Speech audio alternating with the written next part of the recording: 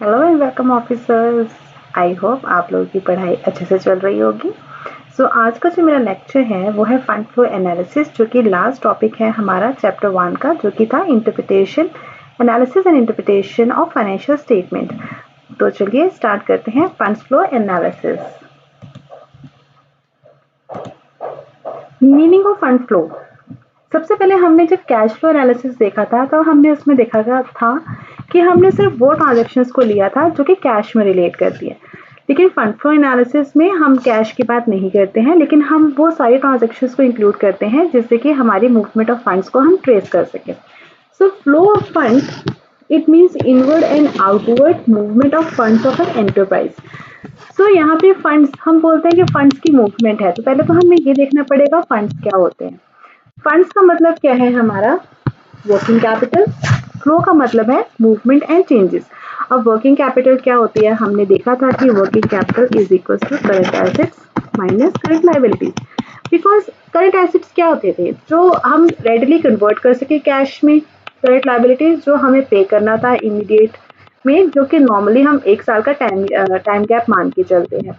तो यही हमारे पास अवेलेबल हुए ना फंड्स। बाकी जो पैसा है वो तो हमारा फिक्स्ड एसेट्स में लगा हुआ है और जो बचा है वो करंट एसेट्स में है। तो करंट एसेट्स में हमारा क्या फ्लो हो रहा है उसको हम देखते हैं फंड फ्लो। तो अब हम इसके लिए, हम इसको ट्रेस करने के लिए हम क्या करते हैं? हम एक फंड फ्लो स्टेटमेंट को बनाते हैं ताकि हमें ये पता चल सके कि एक साल से दूसरे साल में हमारे वर्किंग कैपिटल में क्या चेंजेस आई हैं। इसका यूज क्या होता है?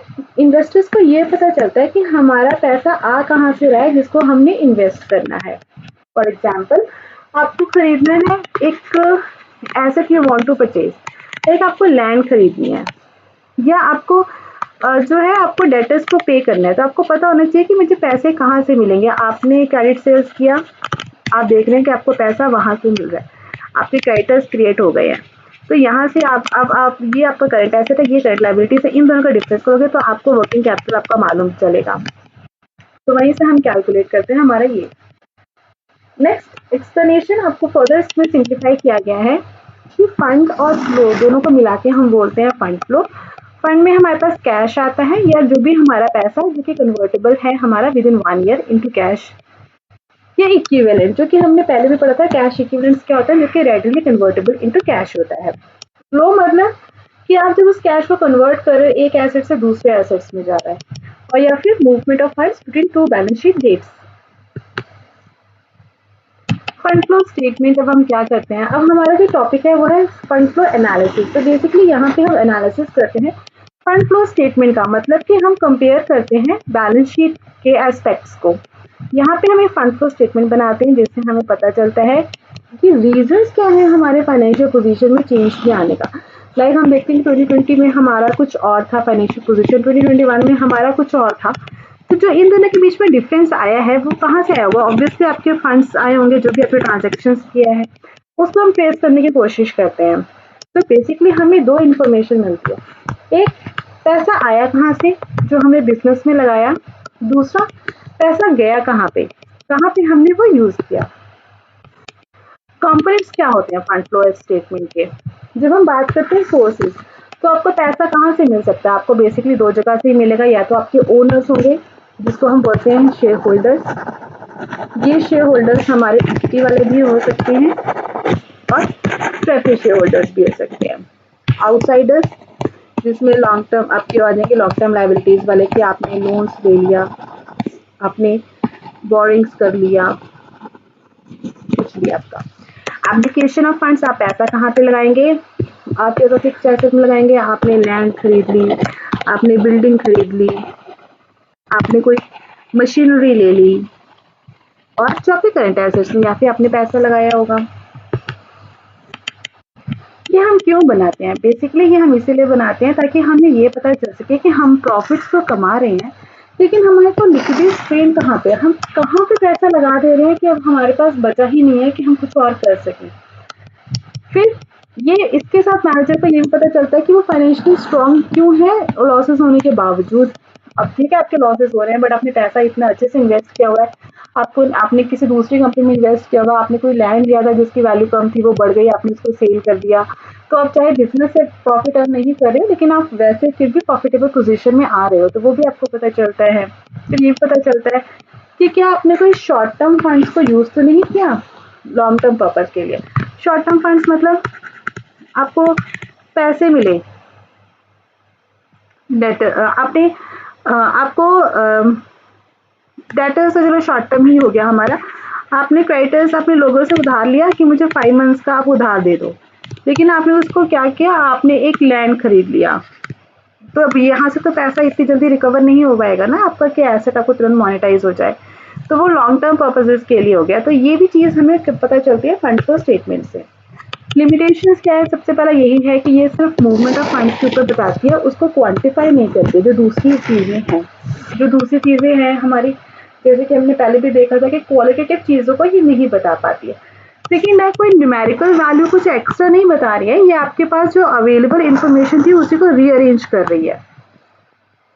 फिर ये भी हिस्टोरिकल नेचर की है कि हमारा डाटा हमेशा पुराना ही रहता है। जैसे कि 2021 में अगर हम कोई डाटा देखेंगे तो वो सिर्फ मार्च 2021 तक ही लिमिटेड होगा। इसके बाद वर्किंग कैपिटल बहुत इंपॉर्टेंट है बिजनेस फाइनेंस के लिए, लेकिन ये हमें एक बैरोमीटर फिर भी नहीं है कि हम देखें कि हमारा बिजनेस सारा इसी से पता चल जाएगा। फिर हम कैश फ्लो और फंड फ्लो में एक डिफरेंस देखते हैं।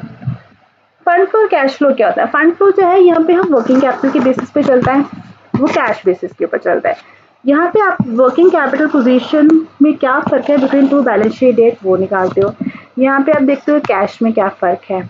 यहाँ पे आप क्लासिफिकेशन करते हो कि ये मेरी एसेट्स हैं, ये मेरी लाइबिलिटीज हैं। यहाँ पे कोई क्लासिफिकेशन नहीं करते। यहाँ पे हमने देखा ही था कि हम क्या करते हैं, ऑपरेटिंग एक्टिविटी, इन्वेस्टिंग एक्टिविटी और फाइनेंसिंग एक्टिविटीज, ये दो एक्टिविटीज को हम देखते हैं कैश में क्या ट्रांजेक्शन हुई और उसके बेसिस के ऊपर ही हम अपना क्लोजिंग कैश बैलेंस से मैनेज कर लेते हैं। फिर यहाँ पे हम सोर्सेज और एप्लीकेशन ऑफ फंड्स दोनों को देखते हैं। यहाँ पे स्टार्ट ही वो कैश बैलेंस के ओपनिंग से होता है, क्लोज होता है कैश बैलेंस से क्लोजिंग के साथ। अब ये बनता कैसे है? बेसिकली जो फंड फ्लो स्टेटमेंट है वो 3 स्टेजेस में बनता है। First is schedule of changes in working capital. हम निकालेंगे current assets minus current liabilities over 2 years, year 1, year 2। यहाँ पे सेकंड निकालेंगे फंड फ्रॉम ऑपरेशंस। जैसे कि हमने कैश फ्लो स्टेटमेंट में किया था, नेट प्रॉफिट में हम एडजस्टमेंट करते हैं, सेम हम यहाँ पे भी निकालते हैं। और थर्ड बनता है statement of fund flow. Statement में यही होता है कि हम एक जगह लिखते हैं कि हमारे सोर्सेज क्या है, दूसरी जगह हम लिखते हैं कि हमारे एप्लीकेशंस क्या है। नेक्स्ट है हमारा schedule of changes in working capital, जो हमारा पहला स्टेज था। यहाँ पे हम निकालते हैं शेड्यूल ऑफ चेंजेस। हम क्या करेंगे, करंट एसेट्स को लिखेंगे,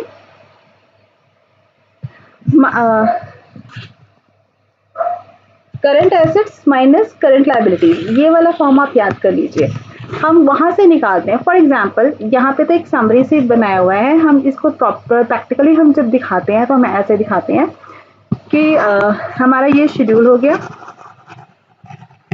यहाँ पे हमारा आएगा करंट एसेट्स, यहाँ पे हम लिखेंगे कि हमारा ईयर 1 का करंट एसेट्स क्या है, ईयर 2 का करंट एसेट्स क्या है। यहाँ पे हम लिखते हैं इंक्रीज क्या हुआ है वर्किंग कैपिटल में या फिर डिक्रीज क्या हुआ है हमारा। करंट एसेट्स लिए हमने, मान लीजिए हम मेरे करंट एसेट्स में कैश पड़ा है मेरे पास 100 रुपीज़ और ईयर 2 में मेरे पास कैश पड़ा है 120, तो मेरा वर्किंग कैपिटल इससे क्या होगा, बढ़ेगा। बढ़ा ही है ना, बिकॉज मेरे एसेट्स जो है वो बढ़ गए हैं। नेक्स्ट है मैंने यहाँ पे लिख दिया डेटर्स। डेटर्स थे मेरे पास ईयर 1 में 50, अब हो गए ईयर 2 में 40, तो ये मेरा डिक्रीज हुआ है, तो 10 यहाँ पे आ जाएगा। टोटल कर देंगे हम हमारे करंट एसेट्स का, यहाँ पे है 150, यहाँ पे है 160, तो हमारा जो नेट इफेक्ट आ जाएगा वो हम यहाँ पे देख लेंगे। फिर करंट लायबिलिटीज में हमने यहाँ पे लिख दिया कि हमारे ये क्रेडिटर्स हैं, लास्ट ईयर 90 थे, इस साल जो है 100 है, तो मतलब करंट लायबिलिटीज बढ़ गई तो मेरी वर्किंग कैपिटल कम हो जाएगी। फिर उसका डिफरेंस हमारा यहाँ पे 10 आ जाएगा। इसको फाइनलाइज करेंगे, वर्किंग कैपिटल हमारी निकल के आएगी, पहले इस साल की वर्किंग कैपिटल हो जाएगी हमारी 60, इस साल की भी आ जाएगी 60। तो यहाँ पे फिर लिखते हैं नेट इंक्रीज या डिक्रीज इन वर्किंग कैपिटल, तो मेरे इसमें हमारा नील आएगा और ये भी हम साइड देखेंगे तो हमारा बैलेंस हुआ रहेगा इक्वल। तो हम पहला ये शेड्यूल बनाते हैं। नेक्स्ट है हमारा फंड्स फ्रॉम ऑपरेशंस। जैसे कि हमने पहले भी बोला था कि जो भी हमारे नॉन कैश आइटम्स हैं, depreciation, losses on sale of assets, वो जो भी चीज़ें हमने प्रॉफिट से माइनस किया है जो कि एक्चुअल में हमारा खर्चा नहीं है बिजनेस की वजह से, वो हम चीज़ें ऐड बैक कर देते हैं और हम माइनस कर देते हैं वो गेन्स जो कि हमारे अगेन बिजनेस की वजह से नहीं हुआ है।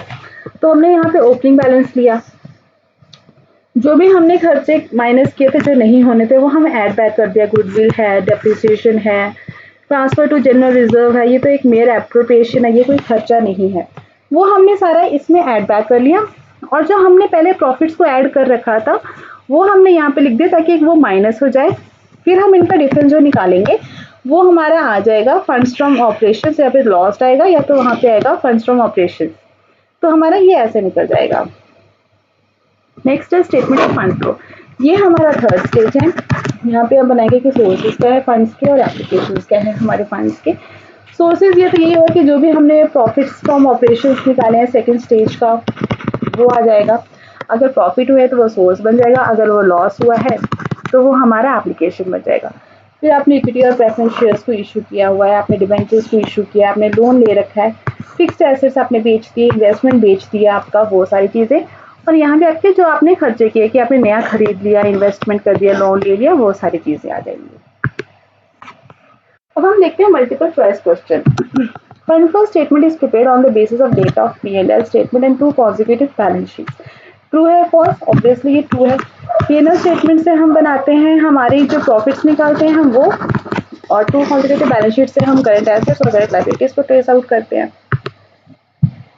Which of the following rules stand true while preparation of schedule of changes in working capital? Increase in current assets increases working capital. Definitely working capital का फॉर्मूला ध्यान में रखना, current assets minus current liabilities.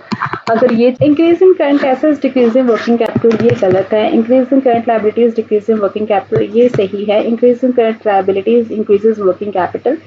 Obviously अगर ये बढ़ेगा तो ये following are the sources of funds. Sources of funds bonus shares में हम फ्री में इशू करते हैं, वो नहीं होगा। फिक्स्ड एसेट्स ले लिया आपने, एक चीज़ खरीदी एक चीज़ बेच दी, तो ये भी नहीं होगा। डेट डिबेंचर्स को शेयर्स में कर दिया, कुछ पैसा नहीं आया। लोन को शेयर्स में कर दिया, कुछ पैसा नहीं आया। तो हमारा जो आंसर हो जाएगा वो हो जाएगा डी। सो फ्रेंड्स, ये एक समरी थी हमारे फंड्स फ्लो स्टेटमेंट की और एनालिसिस की। हमारा जो नेक्स्ट लेक्चर होगा वो चैप्टर 2 का होगा, concepts of value and return. अगर आपको इसमें कोई भी क्लैरिफिकेशन चाहिए आप कमेंट कर सकते हैं कमेंट बॉक्स में। और ऑल्सो आप इस वीडियो को लाइक शेयर और सब्सक्राइब कीजिए ताकि हम हमारी नॉलेज को पूरी दुनिया में स्प्रेड कर सकें। Thank you.